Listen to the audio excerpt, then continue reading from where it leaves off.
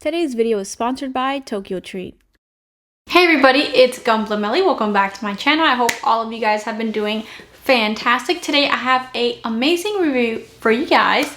But Bowser, today I have a great review. Now unfortunately I don't have the box anymore. I'll include a picture like right here so you guys can see what it looked like. I just don't have the room to keep boxes anymore. I used to keep the boxes, but it's just gone to the point where I literally don't have enough room to store boxes. I'm going to be going over this beautiful guy right here.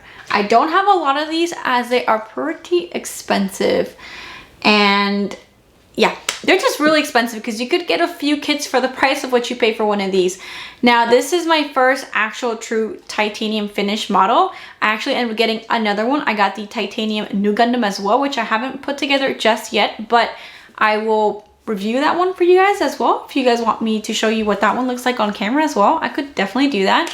And I will also be making a comparison because I did a few years, many years ago, many moons ago, I actually tried to make my own titanium finish because I could not afford the titanium version back in the day. So I'll show you guys kind of like a comparison between what I painted and what, you know, how he comes out the box. Now unfortunately, Bowser! Now, unfortunately, I never ended up finishing that paint job. I just kind of got disheartened with, if that's the right word, with kind of like how he was turning out. I wasn't very satisfied with the paint job that I did. So he's kind of just been sitting there like 80% done just because, again, I wasn't really happy with how he turned out. And let's take a look at the kit. Okay, so here he is all snapped together. This guy, I must say, is gorgeous. He is really beautiful. The finish is fantastic. All right, so let's get started into the articulation. This guy is a beefcake. His head up, down, and swivel all the way around. These shoulders here go up about that high, that far down. He does have movement here that will come forward just about this much, and back not really too much. This part here is individually articulated, so it can go up and down just like that. You guys might have noticed I'm missing some horns here because for the life of me, I'm struggling to get them on. Over here as well. The elbow is able to bend all the way there.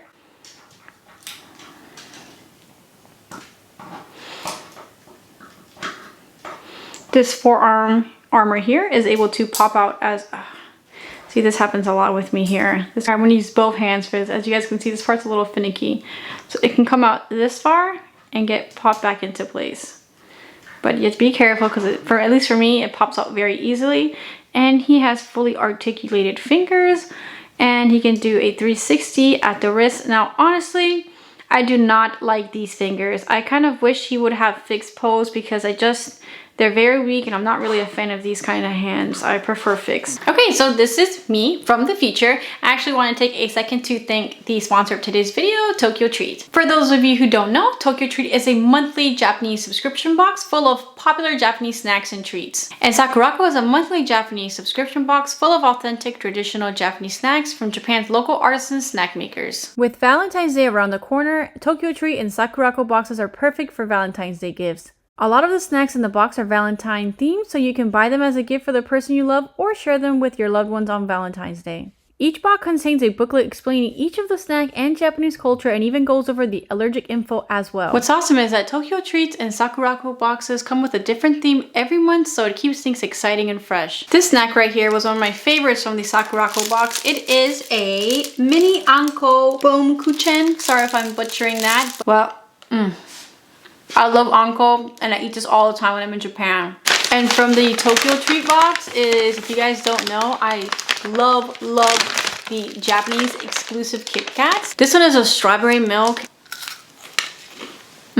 I'm gonna have a hard time stopping myself from eating this whole bag because you guys get your hands on some strawberry milk Kit Kats. You can use my code KitKat22 to get a bonus Kit Kat in your first Tokyo Treat box, or you can use code TIGER to get a bonus Japanese home goodie in your first Sakurako box. Thanks again for Tokyo Treat for sponsoring today's video, allowing me to get more Gunpla kits for you guys. All right, let's get back to the video. Now up in here in the chest, this is able to kind of flap up about this much and close as well.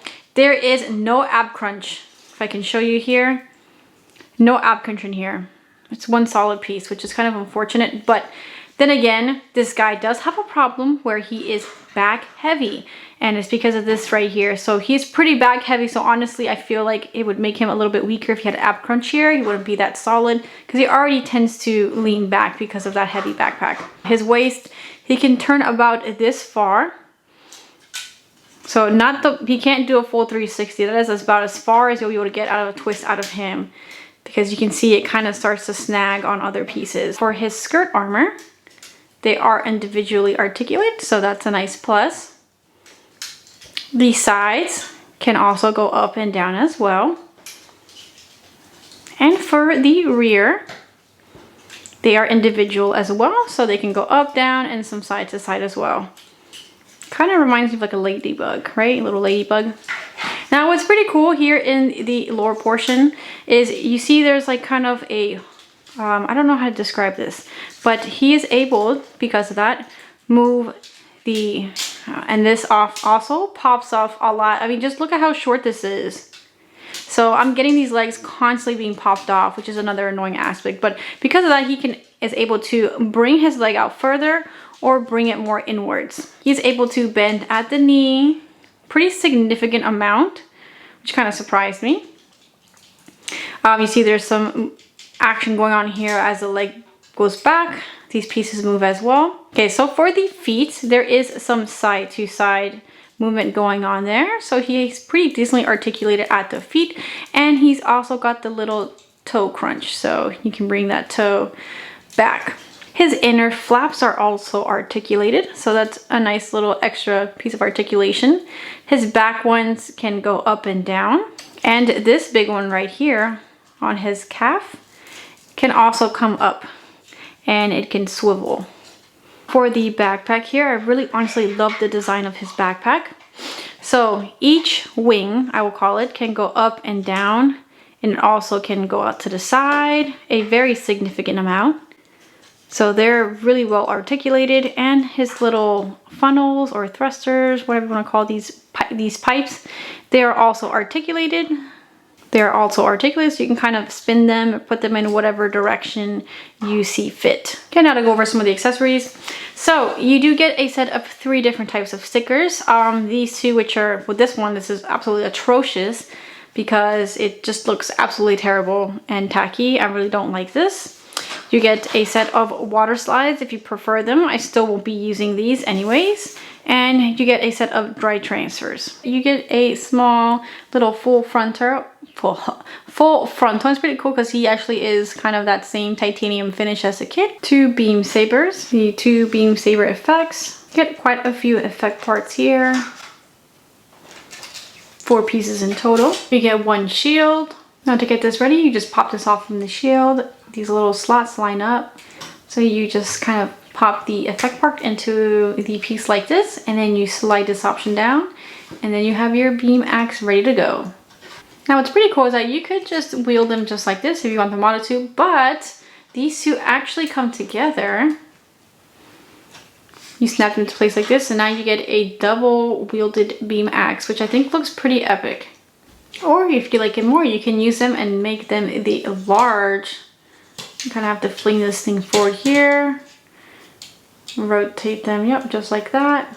And this is what it looks like with the long effects parts added. Honestly, not the best look for me. I don't really like it. Now, unfortunately with this kit here is he does come with a bazooka.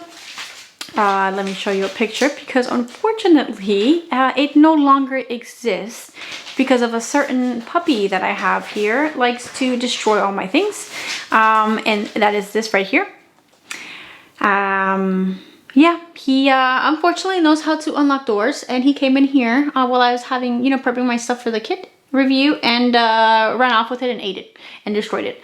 So I no longer have this and this, which is very sad, but I just want to let you guys know that you do get these 2 things here with the kit. My major grievances with this kit is, honestly, I'm going to use the pointy beam sabers to point them out, is the amount of nub marks on this kit is absolutely atrocious. Then you have them full on like display, like there's no way around not seeing nub marks on this kit. They're just everywhere, everywhere. And honestly, Bandai didn't even try to hide the nub marks on this guy. Full front and center, you know. And it kind of really detracts from the overall, the overall look of the kit because it's so nice, but the nub marks really retract from that, you know, to me, and it just doesn't make the kit look great.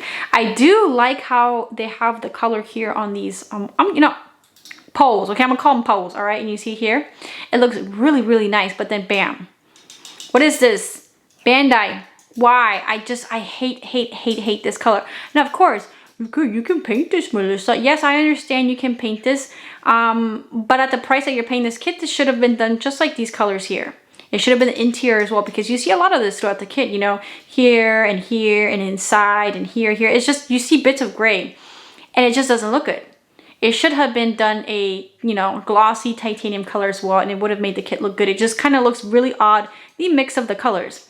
Another issue I have here, aside from the no marks and the colors, again, this yellow, it just doesn't sit well with the gloss. I think it looks really bad. Okay, so you guys can see I really don't like displaying this guy or showing him off because I'm not happy with the outcome that I did, and I just spent quite a lot of time. So he is a disappointment failure in my case. I tried to recreate this titanium. Yeah, it did not go well. Totally different shades. I just could not, for the life of me, get that same redness. So yeah, I couldn't. It was definitely difficult, but you can see how much better it looks when you have this. I did, I think, the reverse wash like I mentioned you guys, and I did paint the inside. Now, do you see how, you know, both kind of these finishes complement each other versus that dull plastic gray? I will definitely be painting the inside poking armor on this guy. I also painted here different kind of silver for the funnels. I don't exactly remember.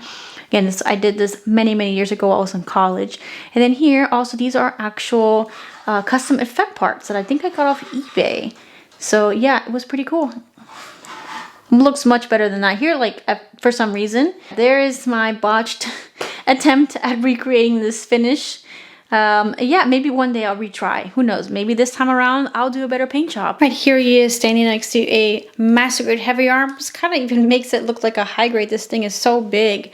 And here he is next to a high grade RX-782. Again, this is a massive kit.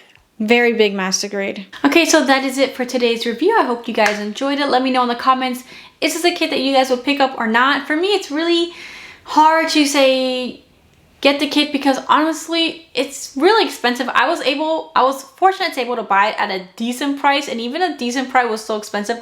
I think I got it for like $140, $140, $150. Bowser. I think I got him around that price range. I just looked it up the other day, and I saw him at like 180 and up, which for me is like really crazy because it's just a Master Grade. It's not a perfect grade or anything like that, and you could literally get so many high grades for that amount of money. I'm gonna say it's really beautiful. I don't regret getting this kit, adding it to my collection, because again, this is such a beautiful kit out the box.